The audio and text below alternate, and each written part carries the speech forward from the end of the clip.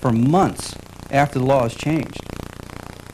One of the agents who testified against Bossie was heard to say, anyone who had as much money as Bossie must be making a fortune in illegal weapons. And with that, they proceeded with their case. They spent literally thousands and thousands. I've spent over $100,000 on this deal, myself, personally, out of my pocket. Not to mention the loss of time that I've spent. I've been messing around with this for 2.5 years. And when you're under this type of investigation, you can't function. You have trouble eating, going to the bathroom, just doing normal things because you are so stressed out. The money that the government wasted, I mean literally wasted, trying to make me a criminal, and I say trying to make me a criminal because I am not a criminal, is just appalling. You know, they talk about tax budgets and problems with money. I know what their problem is money. It's bad management. Why is this strong government agency taking such a tyrannical line against defenseless, innocent citizens? The BATF is accused of taking their padded quota sheets with long lists of arrests to Congress to justify spending $166 million taxpayer dollars every year to pay for the upkeep of their bureaucracy. The BATF is accused of promoting agents who make numerous arrests, thereby encouraging quantity over quality and throwing control and supervision out the window. Is the BATF a police agency run amok? Is it full of agents who are chasing innocent paperwork mistakes rather than vicious criminals?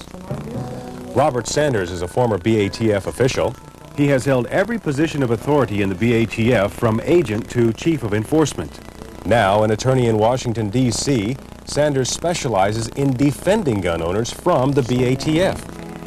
If an agent were to go to a gun show, he could see what might look like suspicious activity all around him, but which may not be. So therefore, the protections were promulgated within ATF, and therein are the checks and balances from supervision and from management. But turning it around and going after a law enforcement officer or any other citizen for technical, non-willful violations is just not a matter of federal interest. And it's something that that ATF's own policies and procedures dictate against. Go after criminal activity, and criminal activity is not hard to discern. Criminal activity, we know it when we see it. Now, clearly there was tampering in some of the BATF cases, and the judge in the Bossie case rendered that in his opinion, so he more or less confirmed it. Now, as a former official of BATF, were you ever aware of tampering, or was it ever condoned? It's hard to even comment on something like that. It's so inherently evil and wrong, just common sense and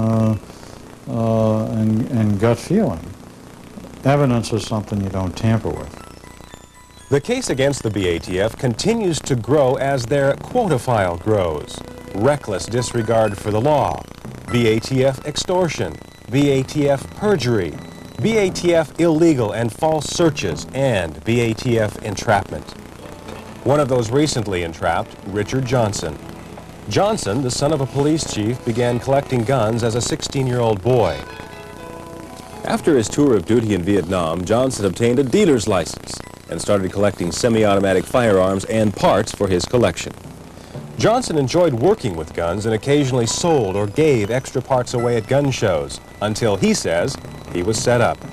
But the BATF charges against him backfired in court, especially after a secret recording made by the undercover agent was played. There was over 56 instances on the tapes where I had actually said, I am not going to break the law for you. I will not do anything illegal.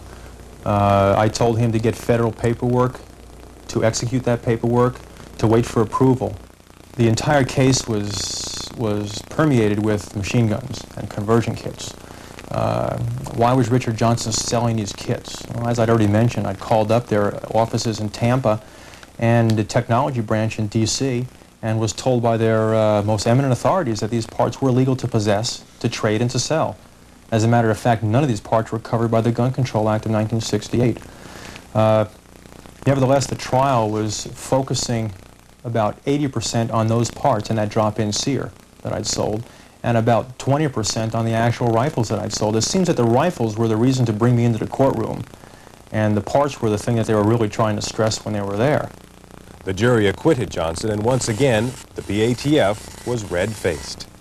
When the case was over, immediately several of the marshals came up and shook my hand, and the one marshal, I won't even mention his name, but the one marshal, one of the older marshals that had been there, he's retired now, tells you how long he's been there, came over and shook my hand and said, you know, this case has been about nothing more than the right to keep and bear arms. He says, I'm glad you won, son. Some say it sure would be nice if the BATF leaned on outlaws the way they lean on good guys. They came down hard on John Lovin from out of nowhere. John is an enthusiast who knows guns, ammo, and hunting. He and his family operated a successful roadside fruit stand until friends and customers suggested they expand their gun hobby into a full-time business. So he obtained his license and was soon known as the guy who stayed open on New Year's Day and might even open up for a hunter at midnight. If the local police department needed some special ammo, John was there to help. He and his family became one of the largest gun dealers in Pennsylvania until the BATF pulled his license for no apparent reason. John was out of business overnight. With the BATF, it seems to be quite a bit of confusion. Not only can they not tell you what the policy is, or even what the law is exactly. You try to get hold of Washington, it's worse yet. It's no answer whatsoever. The BATF spent 3 months looking for something to hang Lovin on. All they could find was a mistake in recording a serial number. A 2 should have been a 3. Was he trying to get a handgun into the hands of a criminal? No, the gun was sold to a police officer. Another BATF blunder not based on conclusive evidence. Well, from what I can see of the situation, the problems we've had with the BATF, that the professionalism just isn't there as far as being able to tell what the policy is or to give us information. I haven't had any problem with any of the individuals personally, but it seems the group put together from the membership puts out a very poor public image and doesn't really seem to get the job done. We've already learned real criminals are not the only ones targeted. Law enforcement officers come under just as much scrutiny as the average citizen. Take Lieutenant Jim Corcoran of the Pennsylvania State Police, a model cop, family man, and citizen in every way. Someone reported Jim for selling an automatic weapon. The charges were always, it seemed to me, questionable. I mean, you always had to stretch a point, even under their reading of the law, to make it a machine gun. You had to take it apart, you had to put a part in backwards, etc. You always had to stretch it. What surprised me is that they went so far against a guy like Corcoran, who was a state trooper, had an absolutely exemplary record for 17 years in the state police. So when did the judge intervene, and what was the judge's main reason for throwing the case out of court? 81-4 says that, almost verbatim, an AR-15 manufactured with M16 internal parts already installed is converted into a machine gun by the addition of an automatic sear. And that implies that an AR-15 with M16 internal parts already added, which doesn't have an automatic sear, is not a machine gun. Corcoran was lucky. He was exonerated, reinstated, and promoted. Yet he's out more than $40,000 defending his innocence. So I'm telling you folks, if you got a shotgun and you go out and you shoot a bunny, and when you shoot a bunny, your semi-automatic fires 2 times, I don't know what you do, because you now possess a machine gun, if the ATF is right, and there's no reason they couldn't thereafter prosecute you like they prosecuted Jim Corcoran. Crazy though it seems to me anyway.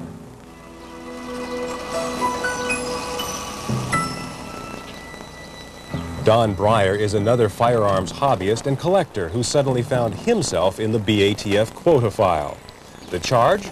Selling firearms without a license at a gun show.